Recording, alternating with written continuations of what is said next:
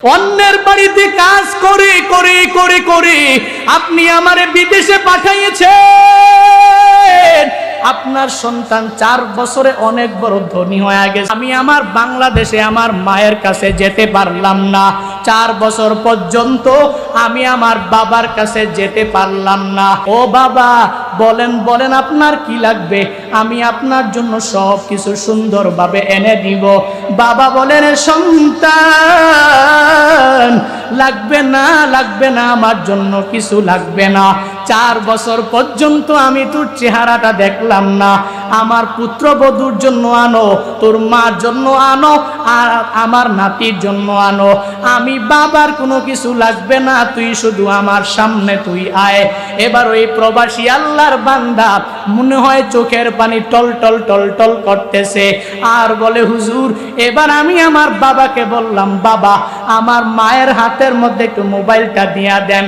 মায়ের হাতে যখন মোবাইলটা দিয়া দিল, আমি আমার মাকে শুধুমাত্র একবার বললাম, 4 বছর পর্যন্ত মা তোমার চেহারাটা কেমন আমি দেখি নাই, ভিডিও কলের মাধ্যমে যাই দেখি, কিন্তু সরাসরি তোমার চেহারা আমি 4 বছর দেখতে পেলাম না। মা আমি টিকেটও করে ফেলেছি, আগামী মাসের অমুক তারিখে আমি তোমার কাছে চলে আসব। তোমার সন্তান তোমার ঘরের মধ্যে ফিরে আসবে। ও মা, তোমার দুয়ার বরকতে তোমার সন্তান আজ অনেক বড় ধনী, অনেক বড় টাকাওয়ালা। টাকার কোনো অভাব নাই, বাড়ির গাড়ির কোনো অভাব নাই। মা তুমি আমায় বলো না কি লাগবে, তুমি যা বলবা সব আমি তোমার জন্য এনে দিব। মা ডাক দিয়া বলে, সন্তান 4 বছর পর্যন্ত আমি তোর চেহারাটা এখনো পর্যন্ত দেখি নাই।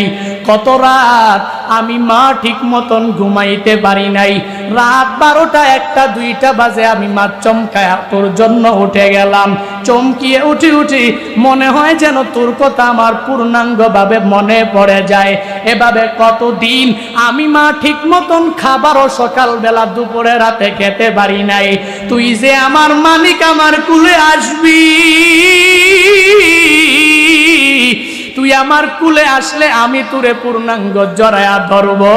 আর আমি মার কোনো কিছু লাগবে না, তুই তোর বউয়ের জন্য আন, তোর ছেলের জন্য আন, তোর বাবার জন্য আন। আমার সামনে যখন আইসা তুই আমার বুকের মানিক যখন একটা হাসি দিবি, আমি মায়ের কাছে তোর ওই হাসি হবে আমার জীবনের সবচেয়ে বড় পাওয়া। 4 বছর পর্যন্ত আমি আমার বাংলাদেশে আমার মায়ের কাছে যেতে পারলাম না। 4 বছর পর্যন্ত আমি আমার বাবার কাছে যেতে পারলাম না। প্রবাসের মধ্যে থাকলাম 4 বছর পর্যন্ত আমি প্রবাসে বাংলাদেশে আসতে পারি নাই। হঠাৎ চিন্তা করলাম এবার ছুটিতে একটু বাড়িতে যাওয়া লাগবে। এবার আমি আমার স্ত্রীর জন্য তো কিছু নেওয়া লাগবে, আমি আমার ছেলের জন্য তো কিছু নেওয়া লাগবে, আমি আমার মায়ের জন্য তো কিছু নেওয়া লাগবে, আমি আমার বাবার জন্য তো কিছু নেওয়া লাগবে। আমি স্ত্রীকে বললাম, স্ত্রী বলো না তোমার কি লাগবে, কি লাগবে আমায় বলো। স্ত্রী আমায় বিশাল একটা লিস্ট দিয়া দিল, এটা আনবা, ওইটা আনবা, ওইটা আনবা। বাংলাদেশে এটা ভালো না, সৌদি আরবে এটা ভালো, তোমার আনাই লাগবে, আনতেই হবে। হোয়াটসঅ্যাপের মধ্যে বিশাল একটা লিস্ট আমার বউ আমার জন্য পাঠায়া দিল। আমি আমার স্ত্রীকে বললাম, স্ত্রী তুমি আমার ছেলের হাতে মোবাইলটা দাও। ছেলের হাতে যখন মোবাইলটা দিয়া দিল, আমি আমার ছেলেকে জিজ্ঞাসা করলাম, হে ছেলে তোমার কি লাগবে, তুমি আমায় একটু বলো না, যা বলবা আমি বাবা মায়া করে তোমার জন্য সব নিয়ে আসব। ছেলেটাও সব একটা বড় লিস্ট আমার জন্য হোয়াটসঅ্যাপের মধ্যে পাঠায়া দিল। আমি আমার ছেলেকে বললাম, এর ছেলে আমার বাবার কাছে তোর দাদার কাছে তুই মোবাইলটা নিয়ে যাও। দাদার কাছে যখন তার দাদার কাছে মোবাইলটা নিয়ে গেল, আমি আমার আব্বাকে আমি ডাইকা বললাম, বাবা আপনার জন্য কি লাগবে আপনি আমার একটু বলেন। আপনার সন্তান 4 বছর আগেও ছিল অনেক গরিব, অন্যের বাড়িতে কাজ করে করে করে করে আপনি আমারে বিদেশে পাঠাইয়েছেন। আপনার সন্তান 4 বছরে অনেক বড় ধনী হয়ে গেছে। ও বাবা বলেন বলেন আপনার কি লাগবে, আমি আপনার জন্য সব কিছু সুন্দরভাবে এনে দিব। বাবা বলেন, সন্তান লাগবে না, লাগবে না, আমার জন্য কিছু লাগবে না। 4 বছর পর্যন্ত আমি তোর চেহারাটা দেখলাম না, আমার পুত্রবধূর জন্য আনো, তোর মার জন্য আনো, আর আমার নাতির জন্য আনো। আমি বাবার কোনো কিছু লাগবে না, তুই শুধু আমার সামনে তুই আয়। এবার ওই প্রবাসী আল্লাহর বান্দা মনে হয় চোখের পানি টল টল টল টল করতেছে, আর বলে, হুজুর এবার আমি আমার বাবাকে বললাম, বাবা আমার মায়ের হাতের মধ্যে একটু মোবাইলটা দিয়া দেন। মায়ের হাতে যখন মোবাইলটা দিয়া দিল, আমি আমার মাকে শুধুমাত্র একবার বললাম, 4 বছর পর্যন্ত মা তোমার চেহারাটা কেমন আমি দেখি নাই, ভিডিও কলের মাধ্যমে যাই দেখি, কিন্তু সরাসরি তোমার চেহারা আমি 4 বছর দেখতে পেলাম না। মা আমি টিকেটও করে ফেলেছি, আগামী মাসের অমুক তারিখে আমি তোমার কাছে চলে আসব, তোমার সন্তান তোমার ঘরের মধ্যে ফিরে আসবে। ও মা, তোমার দুয়ার বরকতে তোমার সন্তান আজ অনেক বড় ধনী, অনেক বড় টাকাওয়ালা, টাকার কোনো অভাব নাই, বাড়ির গাড়ির কোনো অভাব নাই। মা তুমি আমায় বলো না কি লাগবে, তুমি যা বলবা সব আমি তোমার জন্য এনে দিব। মা ডাক দিয়া বলে, সন্তান 4 বছর পর্যন্ত আমি তোর চেহারাটা এখনো পর্যন্ত দেখি নাই। কত রাত আমি মা ঠিক মতন ঘুমাইতে পারি নাই, রাত 12টা 1টা 2টা বাজে আমি মা চমকায় তোর জন্য উঠে গেলাম। চমকিয়ে উঠি মনে হয় যেন তোর কথা আমার পূর্ণাঙ্গভাবে মনে পড়ে যায়। এভাবে কতদিন আমি মা ঠিক মতন খাবারও সকালবেলা দুপুরে রাতে খেতে পারি নাই। তুই যে আমার মালিক, আমার কুলে আসবি, তুই আমার কুলে আসলে আমি তোরে পূর্ণাঙ্গ জড়ায়া ধরব, আর আমি মার কোনো কিছু লাগবে না। তুই তোর বউয়ের জন্য আন, তোর ছেলের জন্য আন, তোর বাবার জন্য আন, আমার সামনে যখন আইসা তুই আমার বুকের মানিক যখন একটা হাসি দিবি, আমি মায়ের কাছে তোর ওই হাসি হবে আমার জীবনের সবচেয়ে বড় পাওয়া। ওই প্রবাসী আল্লাহর বান্দা বলে, হুজুর আমি তখন পূর্ণাঙ্গ পরীক্ষা করে নিলাম, হুজুর আমার বউটা তো আমার এই কথা বলে নাই, আমার ছেলেটাও আমার এই কথা বলে নাই, আমার মা আমাকে যেই পরিমাণ সুন্দর জবাব দিয়েছে, আমার বাবা যেই পরিমাণ সুন্দর জবাব আমাকে দিয়েছে, এরে মুরাদনগরের মানুষ কি বুঝাইতে চাইলাম জানো জানো জানো? নিজে একটা সুন্দরী রমণী পাইয়া আজকে তুই মারে ভুলে যাও রে যুবক। নিজে একটা সুন্দর রমণী পাইয়া, সুন্দরী আর সন্তানাদি পাইয়া ওই বাবারে ভুলে যাও, ঢাকার শহরের বড় বড় বড় বড় বিল্ডিং এ তুমি ঘুমাও, ওই মায়ের খবর নিলা না, ওই বাবার খবর নিলা না, শ্বশুরে নিয়া শাশুড়িরে নিয়া শালিদেরকে নিয়া শ্বশুর বাড়ির আত্মীয় স্বজনরে নিয়া কত সুন্দর করে করে করে করে তুমি চলাফেরা করলা, নিজের মায়ের খবর নাই, নিজের বাবার খবর নাই। আমিও তো বলি তোমার মতো যুবক দুনিয়াতে বেঁচে থেকেও কোনো লাভ নাই। যেই যুবক এত বড় নিমক হারাম, যেই মা এত কষ্ট করে লালন পালন করলেন মায়ের খবর নিলা না, যেই বাবা এত কষ্ট করে করে লালন পালন করলেন খবর নিলা না।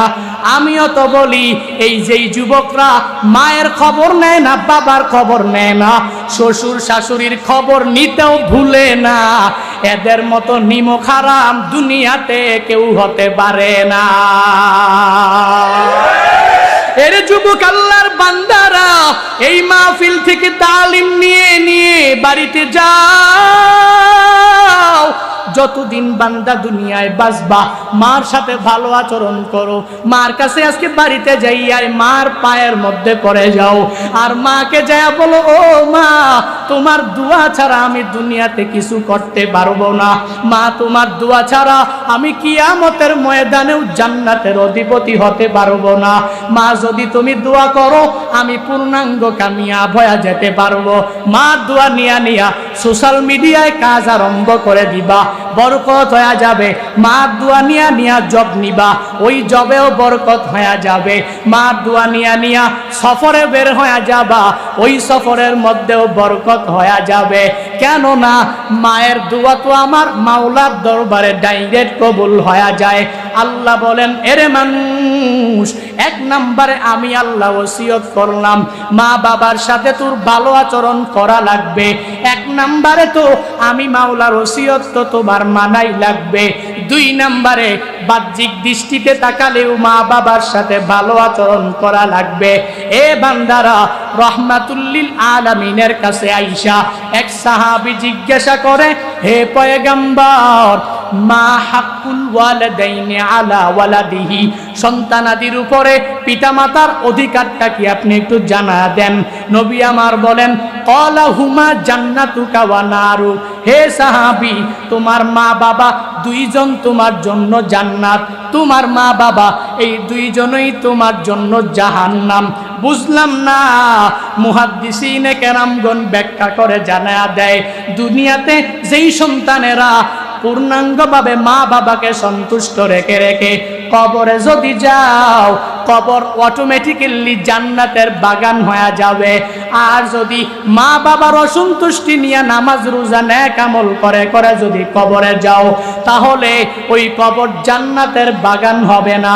কারণ তোমার মা বাবা উভয়ই তোমার জন্য জান্নাত, তোমার মা বাবা উভয়ই তোমার জন্য জাহান্নাম। এরে আল্লাহর বান্দারা, এজন্য তো বলি, ওই মা বাবার মনে আঘাত দিয়ে কবরে যাইও না। আজকে বাড়িতে যাইয়াই মা থেকে দোয়া নাও, বদদুয়া নিও না। কারণ মার দোয়া যেরকম ভাবে কবুল, মা বাবার বদদুয়াও ডাইরেক্ট মাওলার দরবারে কবুল।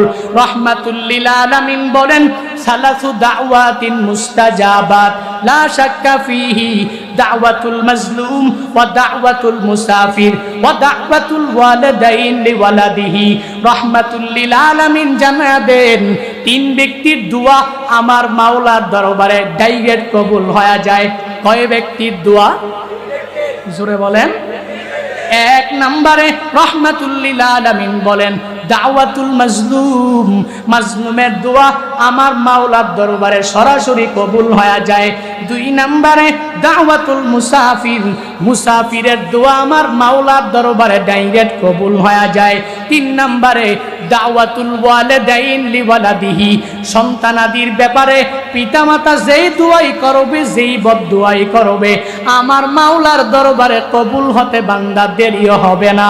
এজন্য তো অনেক আল্লাহর বান্দা এখানে আসো যাদের মা দুনিয়ায় নাই, বাবা দুনিয়ায় নাই, কেউ আসো মাও নাই, বাবাও দুনিয়ায় নাই। এখন যদি আমায় বলো, হুজুর আমার মা যখন দুনিয়াতে জীবিত অবস্থায় ছিল, আমার বাবা যখন দুনিয়াতে জীবিত অবস্থায় ছিল, আমি এদের সাথে ভালো আচরণ করতে পারি নাই, তো এখন কি করব? আমার তো মাও নাই, বাবাও নাই, দুইজনেই কবরস্থ হয়ে গেল। এক সাহাবী নবীর কাছে যাইয়া সেম টু সেম যখন প্রশ্ন করে দিল, যায়া বলো, ও পয়গম্বর, আপনি যে মার ব্যাপারে বাবার ব্যাপারে কত সুন্দর বয়ান করলেন, আমার মা নাই, আমার বাবাটাও দুনিয়াতে বেঁচে নাই, আমি আমার মৃত মা বাবাকে কেমনে সন্তুষ্ট করব? নবী আমার বলেন, তিনটা তুমি আমল যদি ঠিক মতন করতে পারো, তাহলে মৃত মা বাবাও তোমার প্রতি সন্তুষ্ট হয়ে যাবে।